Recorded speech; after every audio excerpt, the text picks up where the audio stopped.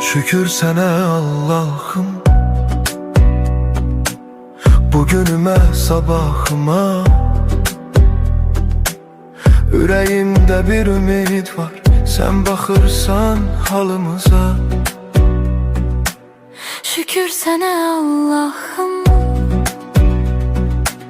yolumu düz saxla hər an. Qəlbim yorulsa da bəzən sən verirsən mənə güman. Bir addım atıram, yenə sınaq çıxır. Dünya bəzən gülür, bəzən də yandırır. Amma mən bilirəm, tək deyiləm heç vaxt. Sənin adın var içimdə, mənə yetər bu haqq. Evimə bərəkət, canıma səhət, qəlbimə təmizlik, dilimə məhəbbət. Hər kəs öz payını halal qazansın, Allahın nuru ilə qaranlıq dağılsın. Ya Rəbbim gəncə güc ver, yaşlıya səbr ver.